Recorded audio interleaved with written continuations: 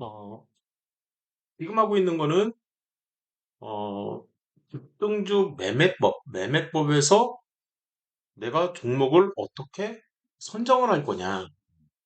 종목 선정을 할 때 기본적 분석은 우량주와 성장주를, 그 다음에 기술적 분석은 내가 그 중에서도 이제 금융망 차트 얘기를 좀 전에 진행을 했던 거고요. 그 다음이 심리적 분석을 통해서 어떤 종목을 내가 골라낼 거냐. 그 얘기를 하는 거죠. 그 얘기를. 사실. 그죠?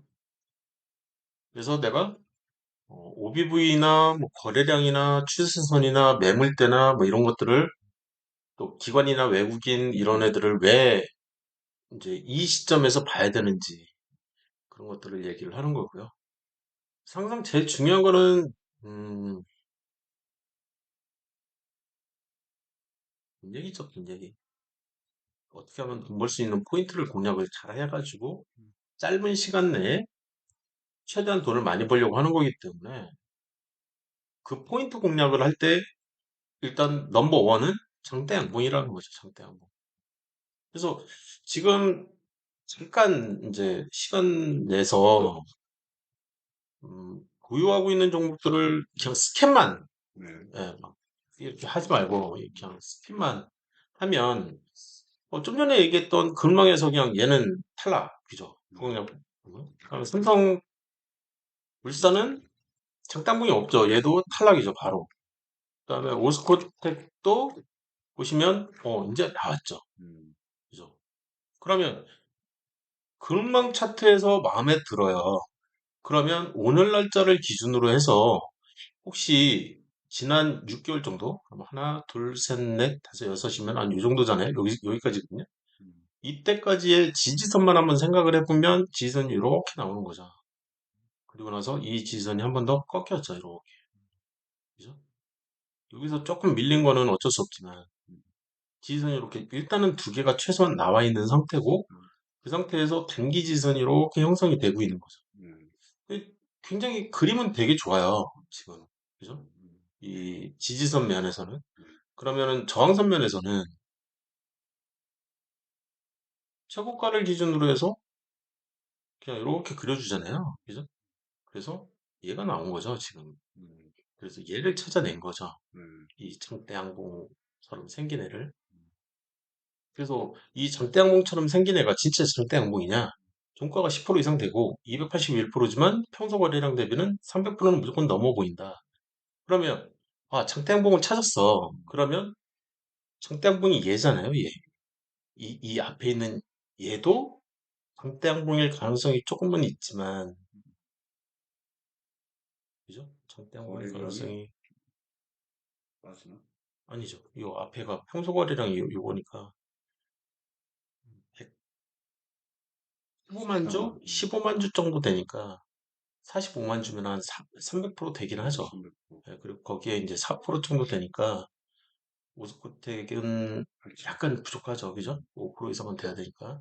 그럼 첫 번째 장대양봉은 얘로 기준을 삼아야 되겠죠. 예, 그래서 21봉을 이렇게 덮는 애들 덮고 있고, 그다음에 요날의 최고가가 이제 여기까지 올라간 거죠. 그죠? 연결이 이렇게 쫙 되면서 여기까지 가잖아요. 조만간 여기까지 오른다. 그래서 361 저항선 돌파를 쓰기 시작해도 되는 그런 종목이 된 거잖아요. 실질적으로. 그리고 갭상이 나오는 바람에 지금은 조정이 나오고 있는 것처럼 보인다. 네. 그래서 지금은 이제 얘 같은 경우에는 뭔가 있는 것 같은데 이런 생각을 가질 수도 있는. 네. 물타기를 할지 말지는 이제 또 다른 얘기고 아직은 그 얘기가 없으니까요. 그래서 차트 면에서는 얘 괜찮네요. 그죠? 스코텔. 그 다음에 KM. 지금 찾으려고 한 게 저런 애들이었던 거죠. 저런 애들이죠. 그래서 KM은 아직도 좀 까리까리하게 계속 움직이고 있고요. ITM 반도체는 그냥 뜻도 없고요. 그죠? 그다음에 이마트는 이제 올라왔다가 이제 주저앉는 케이스인 거죠. 그래서 좀 관심 좀 가지려고 했더니 이제 사지 말라고 지금 얘기를 해주고 있는 거고 SK케미칼은 얘는 아까 ITM 반도체처럼 폰 같은 경우에는 음, 폰은 좀 올라왔네요. 그죠? 올라온 상태에서 이제 주저앉았다가 다시 올라오는 케이스. 그죠? 그래서 6% 정도 되는데 시총을 봤더니 3천억. 그러면은 중소형주잖아요. 그죠? 그러면 5% 이상 되면 5% 이상은 중형주고, 그죠? 중형주는 시총이 5천억 이상이잖아요. 그죠? 그래서 이- 얘는 이제 3천억이니까 중소형주거든요. 중소형주면 일단 7%그 정도는 좀 됐으면 좋겠는데 준장대양봉이라고는 얘기할 수 있어도 장대양봉이라고 하기에는 조금 까리한 그런 게 뜬 거죠. 이해되셨죠? 예. 그렇지만 이 근무 차트로 보면 좀 사도 될 것도 같은데 그러면 361 저항선 돌파로 사야 되겠다. 사게 되면 그런 생각을 가질 수도 있는. 그리고 오늘부터 시작해서 과거 한 6개월 정도 이렇게 생각하면 얘죠. 그죠? 그러면 얘를 기준으로 항상 지선과 정선 생각을 안 할 수가 없잖아요. 그러면 지금의 주가는 혹시나 얘로 인한 얘로 인해서 이 저항대가 좀 심한 거 아닌가. 그러면 이 저항대를 뚫은 흔적이라도 좀 있으면 좀 쉽게 될 텐데 이 뚫은 흔적이 없으면 이제 눌리면서 가니까 눌리면서 가는 것 자체가 안 좋잖아요. 지금 주가는 이 사이를 이 사이를 왔다 갔다 하는 기간이 좀 길어질 수도 있는 그리고 위에서 내리 긋는 얘도 하나가 또 이제 존재를 하고 있기 때문에 이렇게 내려오는 얘인 거죠. 얘가 돌파를 했냐? 그것도 이제 생각을 해야 되니까 돌파한 흔적이 있는 것도 있는 것처럼 보인다. 네, 실제 그런지는 잘 그려야 되죠. 여기서부터는 샤프하게. 그래서 지금 이제 저항선 돌파를 못했죠. 그러니까 저항선 돌파를 이쪽에서 할 뻔했는데 다음날 바로 거졌잖아요.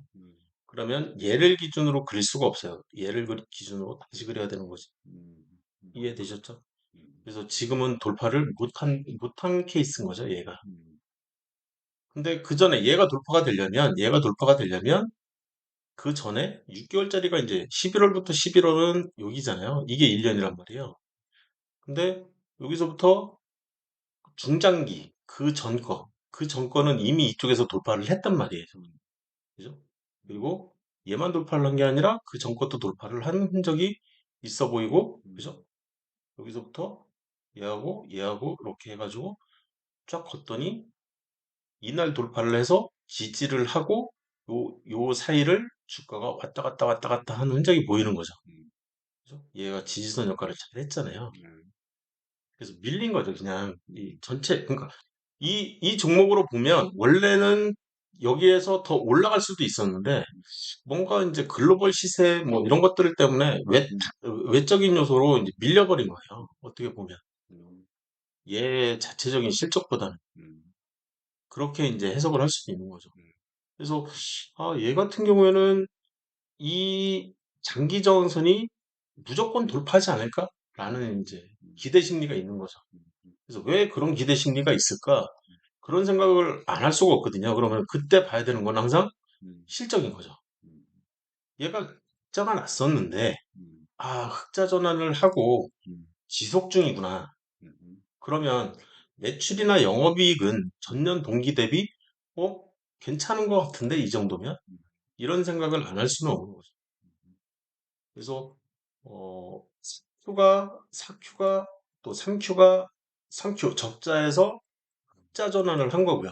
그죠? 그렇게 해석을 할 수도 있는 거고. 근데 지금 제가 랜덤 적자인 거죠. 이 정도면. 별로 괜찮은 종목 같지는 않은. 랜덤 적자 자체를 제가 굉장히 싫어해서 해석하기도 쉽지가 않고. 그래서 지금 2분기 연속, 2분기가 3, 4분기하고 4, 4분기였죠. 그러면 7, 8, 9 얘하고, 그죠? 얘하고 10, 11, 12 얘죠.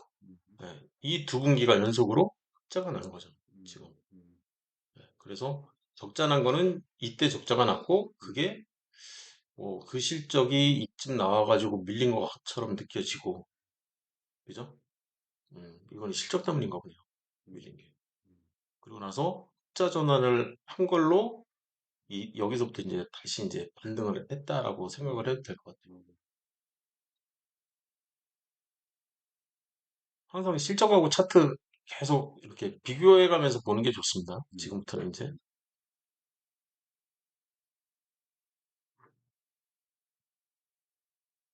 오전 급등 가는 수식은 그래서 거래량은 뭐 200% 이렇게 늘려고 했다가 지금 뺀 거예요. 뺐다. 네.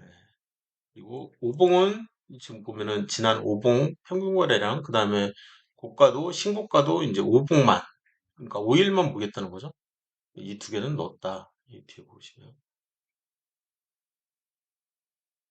그리고 여기에서 보시면 OBV는 뺐죠. OBV는 이제 삭제를 했기 때문에 없죠. OBV가.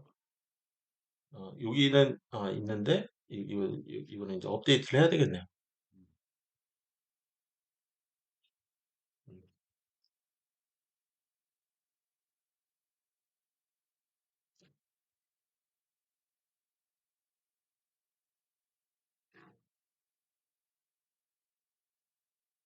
이게,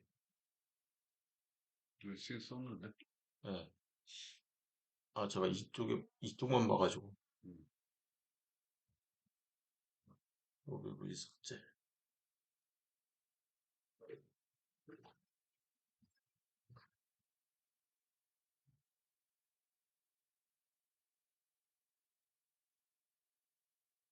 아까 한 얘기니까 넘어갈게요. 이 부분은 여기도 그렇고.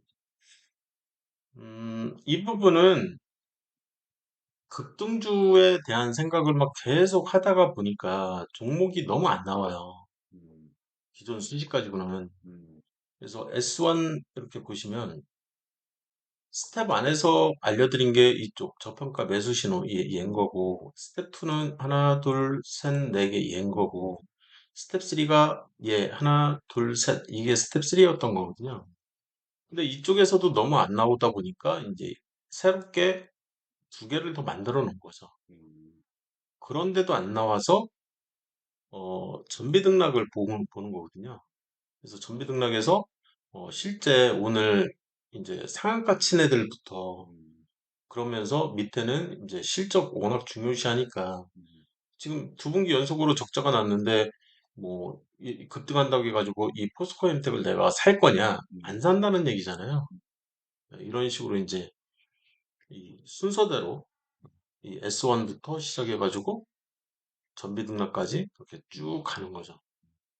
그래서 지금 여기에서 보시는 이 페이지 같은 경우에는 어떻게 보면 히스토리죠, 히스토리. 그래서 급등주 조건 수식인 거고, 급등주 매매법이라고 하면 이제 매수법에 해당되는 조건 수식으로 종목은 튀어나오게 하는 거죠. 이 종목 오늘 급등하고 있는데 살래 말래. 이해되셨죠? 네. 그리고 이 투자 위험 조건 수식은 돼 있는 거고요. 어, 이 투자 위험 조건 수식에서 이 투자 위험과 투자 경고, 투자 주의, 단기 과열, 환기, 이상급 등 이쪽이 이 범위 지정 보면 이 음. 특이 종목 구분이라는 데가 있다는 거죠. 그래서 그쪽에서 찾을 수 있다라는 얘기. 음. 어떤 분이 유튜브에서 이제 이거에 대한 질문을 하셔가지고 음. 이거를 찾을 수가 없는데 어떻게 음. 찾을 수 있냐. 이쪽 유튜브에서 이제 질문을 하셨어요. 어떤 분이. 네. 그래서 이제 그것 때문에 집어넣는 페이지가 얘인 거고요. 음. 음. 전미등락 S2 이제 저장하면 이렇게 만들어서 저장하면 되니까 저장해가지고 쓰면 되는 거고. 이게 굉장히 요즘에는 이제 급등주 매매법에서 이제 매수 신호로 띄우는 그 종목들보다도 음.